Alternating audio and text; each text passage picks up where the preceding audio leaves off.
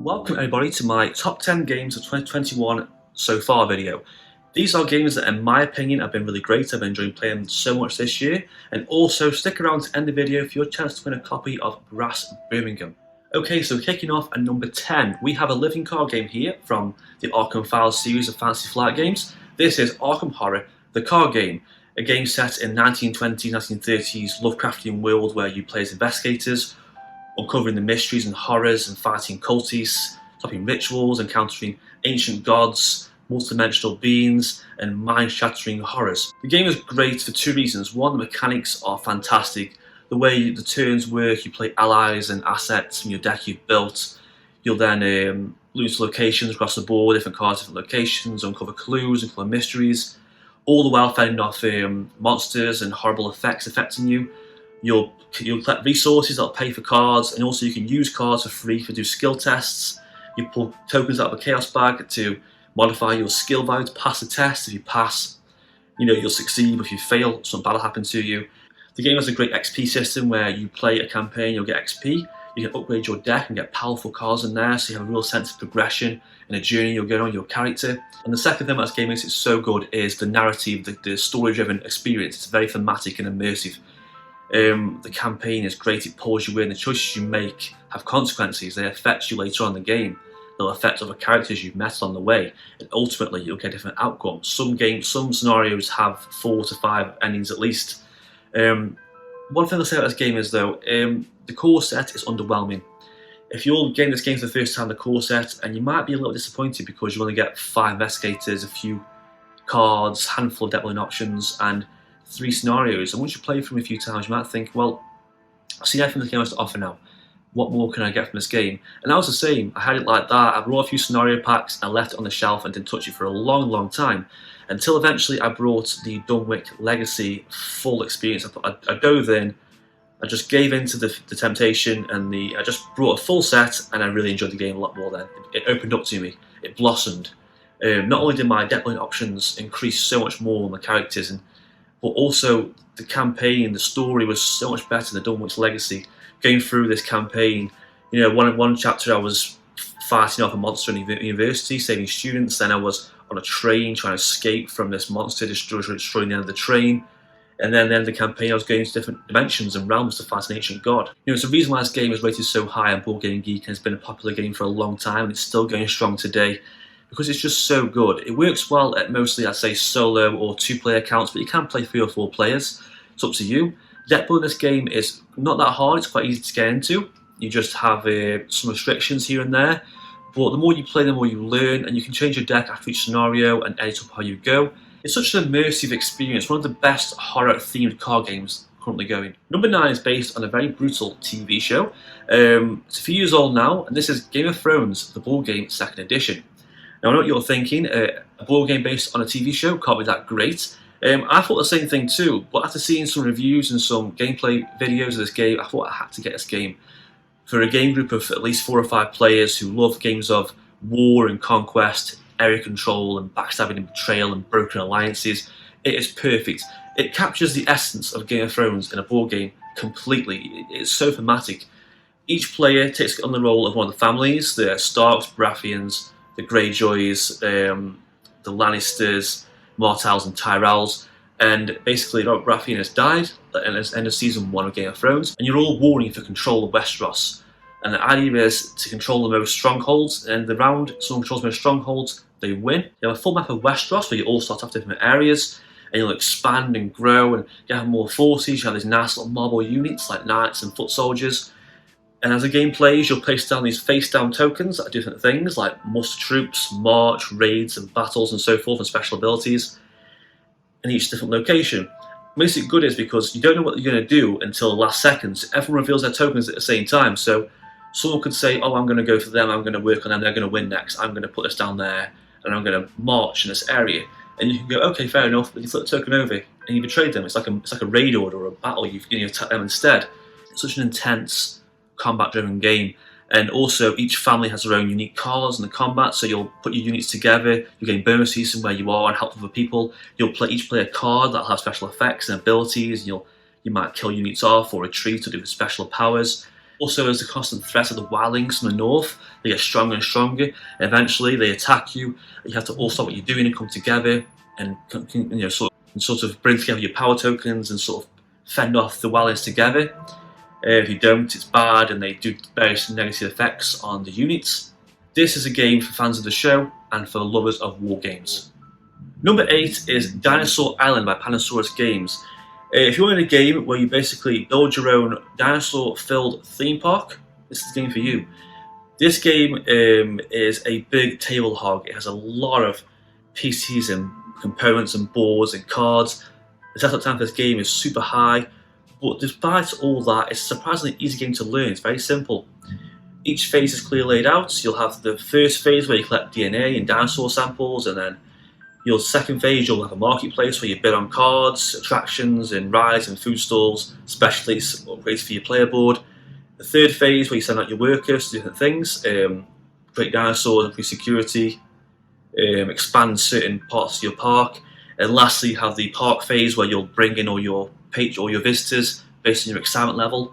But if your excitement level's not matched by the threat level and it gets too high, you'll get eaten, so you have to focus on keeping your security level quite high. Different objectives to complete too, and modular settings make the game more replayable and more variety.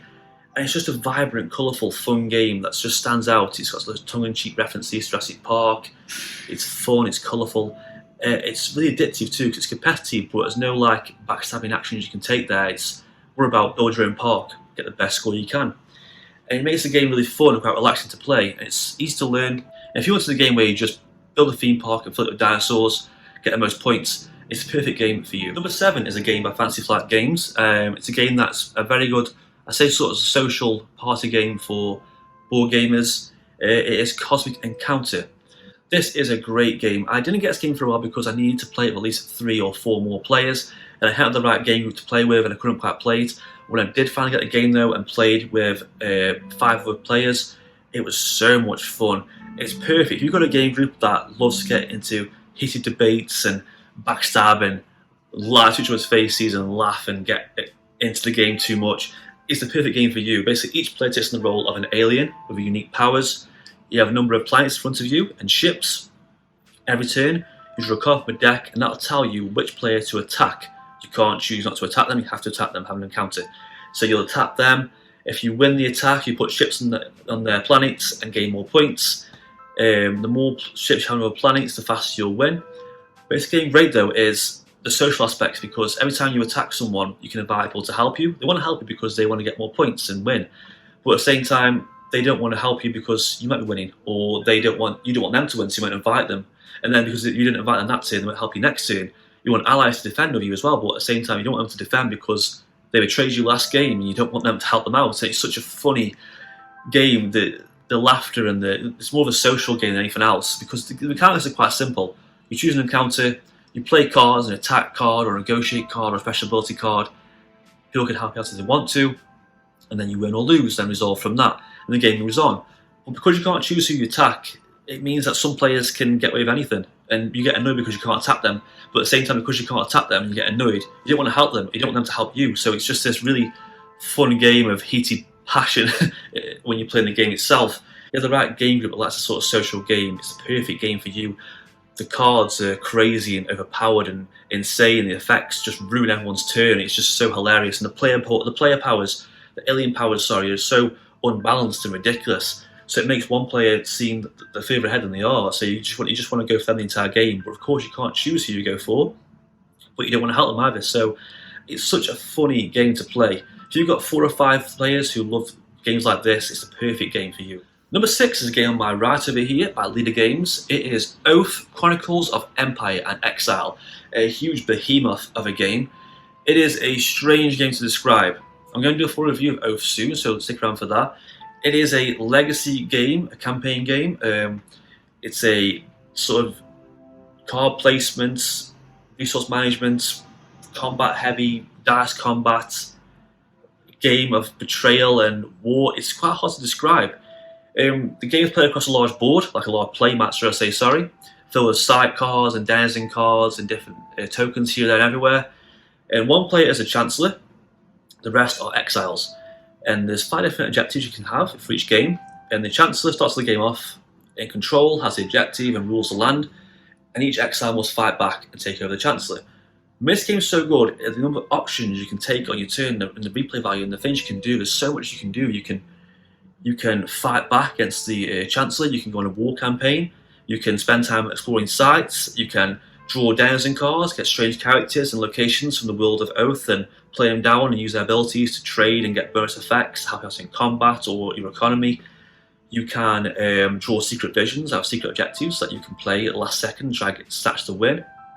One person takes the role of the Oath Keeper, the objective, they hold the Oath Keeper title and they can win, so you want to go for them. Also, the Chancellor might want to offer them citizenship, so if someone's winning, they can offer them citizenship, which means they join their team and they can win together. But also, if you're on your team, you can betray them, become a successor, and kick them out and take over. And also, the game is amazing because it remembers what you play. It's a legacy game, so whoever won the game becomes the Chancellor for the next game. They become the ruler for the next game. And they get to pick certain denizen cards that stay down certain sites and upgrade certain denizen cards, and the game starts again. And there's 5 different objectives and so many different cards and visions and conditions, and the combat is great. The component quality is fantastic. The artwork is stunning. It's such a huge, indescribable, almost masterpiece of a game. It works well at most player counts. It even has a solo mode, which works pretty well too. It's great for learning the game. You've got just say 2 or 3 players. You can add a 4th player this way, easily done.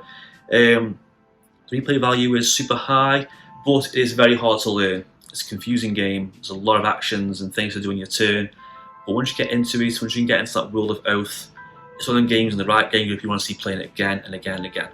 Number 5 is a game based on an upcoming sci-fi film and also an old sci-fi film.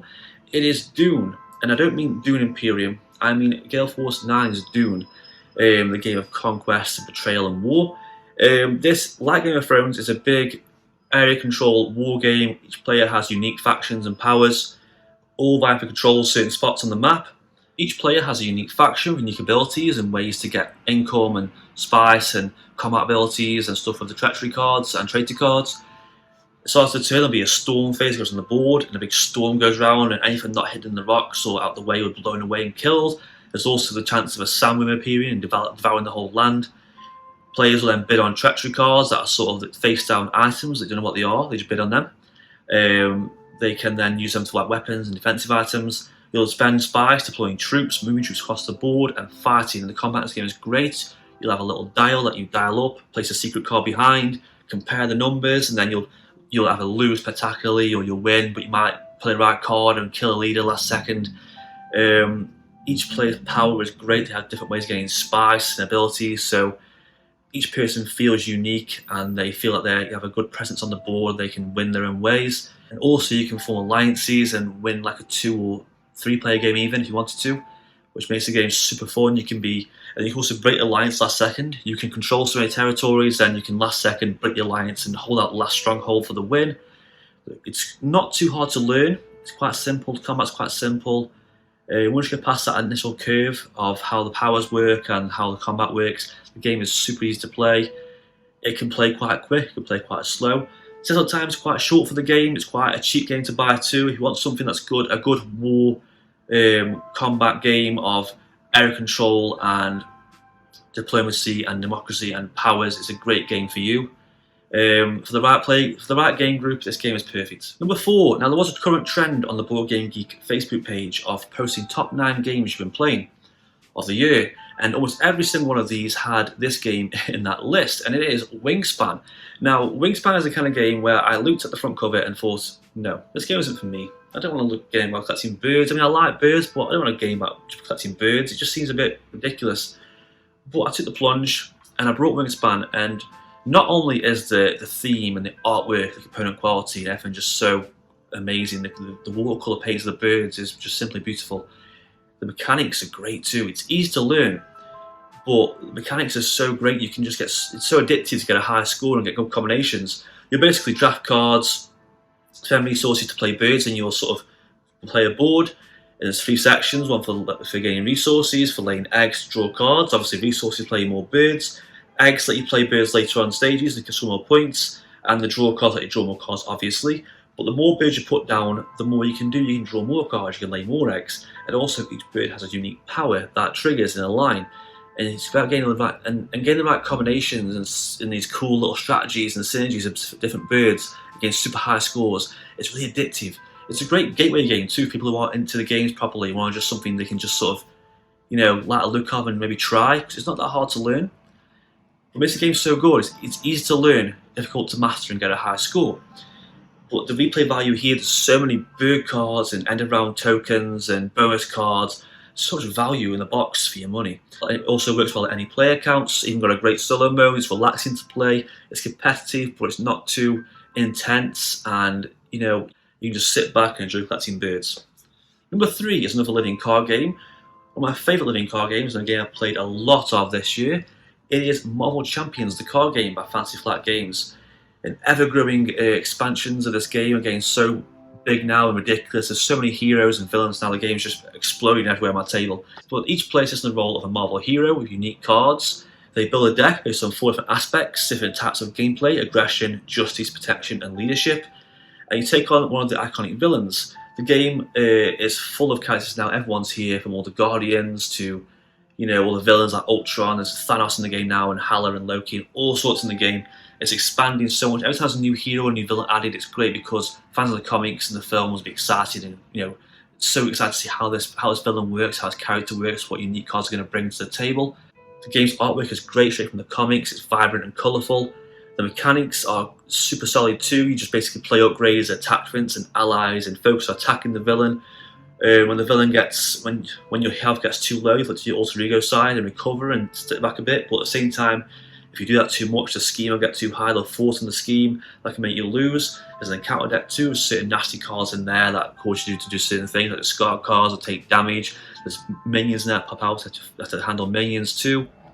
Deck building in the game is quite easy. It's quite simple. It's easy to learn, but it's quite difficult. The game can be quite brutal. It's challenging at times. But there's so much replay value. And I will say this about this game: the core set has probably the best replay value of any core set I've ever seen. You get 5 heroes: Spider-Man, Iron Man, She-Hulk, Black Panther, Captain Marvel. 3 villains: Ultron, Claw, and Rhino, and loads of different modular cards and aspect cards. And I had hours of fun when I first got this game, just playing through different villains, different hero combinations, different modular sets on standard mode and expert mode. And if you like strategic card-based games, or if you like deck building games, you just like the Marvel IP and want something to play that's challenging and fun for 1 to 4 players, it's a perfect game for you. Number 2 is a game by right over here. It was recommended by Broken Meeples in his review, and it is Spirit Island by Greater Than Games. Such a unique game, it truly is. You play as a spirit or a god or a deity, protecting your island from invaders who want to come across and ravage the land and expand and build and destroy. And you play as one of these gods, and your goal is to repel the invaders and destroy them and scare them off the island. You want to generate enough fear to make them leave the island and never come back. Each spirit has a unique playstyle, unique cards. Their board's different. They start off differently. They grow differently. They have unique abilities and growth options. You can acquire major and minor power cards. You generate different fear cards, and also the later on in the game you go, the better the fear cards are. The invader board too is great because it tells you where they're going to go next and what type of land they're going to go. They're going to ravage this land next. They're going to build this land next, and they're going to explore this land next. So you can plan out where you're going to go, where you're going to stop them. The game has a great replay value too. It's simple to learn. It has loads of things, loads of spirits in the box, loads of the power cards. There's different adversaries and scenario cards. You can mix and match them with different play styles, different game options. It's just so fun to play. I mean, I've only played it solo so far, but I love playing it. The replay value, I just want to keep playing again and again and get better at the spirits. One thing I will say is though, even though it's easy to learn, like Marvel Champions, it's a hard game. It's very hard. If you're not used to the spirits and you're still kind of new at the game, you might lose quite a bit. But it makes it fun because the game is challenging. It can get harder and harder. The spirits are great. The artwork is great. It's got a really great theme, this feel to it. Spirits are all unique, have cool names and cool powers.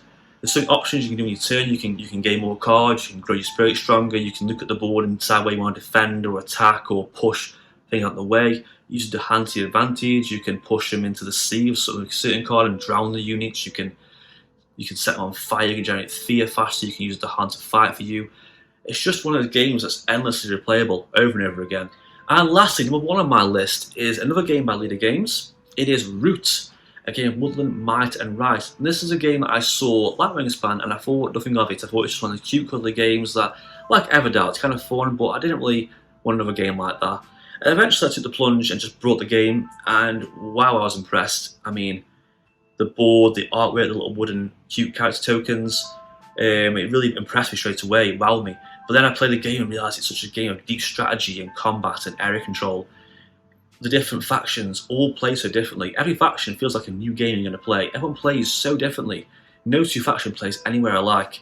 You know, the cats will have a lot of units out and place buildings using sawmill to generate more resources to build faster and expand faster. The birds will play cards in the decree system and start off quite strong, but if you can't play a certain card, you fall into turmoil and lose points. The Woodland Alliance starts off quite slow, uses sympathy tokens across the board, and then uses them into little bombs and blows up certain sections and puts their bases down there, starts building up more units. And the Vagabond and Raccoon moves in between the forests, collects items, goes on quests, and aids characters by giving them cards and steals items from them as well. The game can be played solo and it's really fun, but I took it round to my game group, and ever since then it's been requested back every single night because it's just that much fun. Everyone loves playing different powers, different factions, trying them out, seeing how they play. The card artwork is great, it's all insanely colourful, cute artwork. It's all about using your cards right and learning how to master the board, and then using your combat, using your dice-based combat to move your units around in certain areas, and it's very strategic. The depth and strategy and the replay value of this game is so high. It's just such an addictive game to play because you want to get better at the faction, you want to win, you want to master that faction. And each game of Root feels so different, no matter who you're playing with and what faction you're using. It all feels different to play with. I think it's an essential game for anyone's game collection. And lastly, onto the giveaway. So I'm giving away a copy of Brass Birmingham. Now, this game has been opened up and just taken pictures of and put back, put on my shelf and not touched for a long time. And rather than sign the game, I thought I'd go on my channel and do a giveaway. So all you gotta do to win a copy of Brass Birmingham is subscribe to my channel, like this video, and tell me in the comments what your favourite game of the year so far is. And that is it for this video. Like and subscribe if you can, comment down below, and thank you for watching.